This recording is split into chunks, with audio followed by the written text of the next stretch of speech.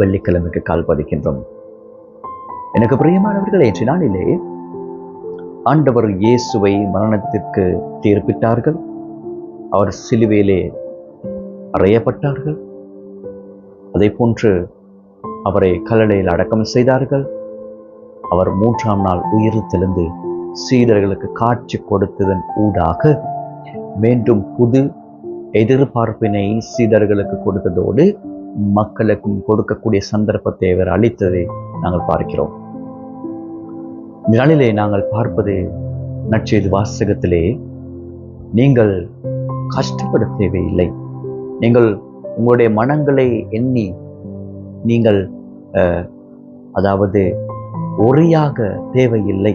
உடைய வாழ்க்கையை எண்ணி நான் எதனை செய்ய வேண்டும், ஏன் நான் கவலைப்பட வேண்டும், உடைய வாழ்க்கையிலே கரைச்சப்பட தேவையில்லை.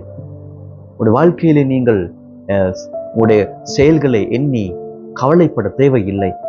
என்னை விசுவாசியுங்கள், நான் உங்களுக்கு மறுவாழ்வை கொடுக்கின்றேன், நான் உங்களுக்கு புதிய வாழ்வினை கொடுக்கின்றேன். என்னை நம்புங்கள், என்னை விசுவாசியுங்கள், என்னோடு பயணம் செய்யுங்கள் என்று சொல்லுகிறார் அன்பார்ந்தவர்களே. அப்படியானால் உயிர்த்த இறைவனை விசுவாசிக்காமல் இன்னும் எங்களுடைய வாழ்க்கையிலே நாங்கள் கவலைகளை, சிந்தனைகளோடு, கவலைகளோடு, பெரும் எதிர்பார்ப்புகளோடு, துயரங்களோடு, எந்த ஒரு எதிர்பார்ப்பும் இல்லாமல் இருக்கின்ற பொழுது, இந்த நாளிலே உங்களை என்னை அழைத்து நிற்பது, இறைவனை மாத்திரம் நீங்கள் விசுவாசியுங்கள், இறைவனை மாத்திரம் நம்புங்கள், இறைவனுக்குள்ளே எதிர்பார்ப்பினை வைத்துக் கொள்ளுங்கள். அப்பொழுது உடைய வாழ்க்கையிலே அவர் புதிய எதிர்பார்ப்பினை தருவார், புதிய வாழ்க்கையை தருவார். அவரிடத்திலே நிலையான வாழ்வு இருக்கின்றது. அவரே நிலையான வார்த்தையை தருகின்றவர் என்ற நம்பிக்கையை எங்களுடைய வாழ்க்கையிலே ஏற்றுக்கொண்டு வாழ்வதற்கு நாங்கள் முயற்சி செய்வோம்.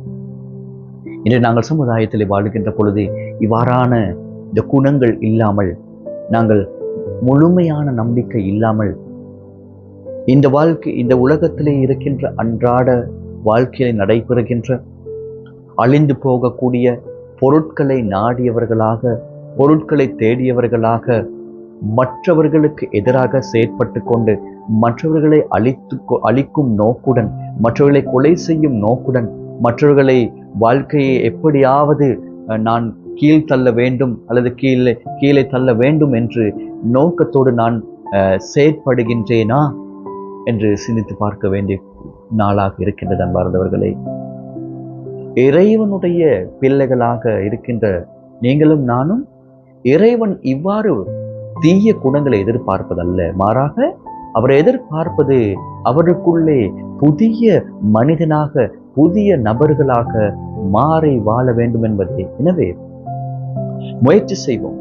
கஷ்டமாக இருக்கும் இதனை செய்வதற்கு, ஆனால் நாங்கள் செய்கின்ற பொழுது, இறை வார்த்தையிலே வாழ்கின்ற பொழுது, இறைவனை நம்புகின்ற பொழுது, இறைவனை விசுவாசிக்கின்ற பொழுது, அன்பார்ந்தவர்களே, என்னுடைய வாழ்க்கை மாறும், என்னுடைய செயற்பாடுகள் மாறும், என்னுடைய சிந்தனைகள் மாறும்.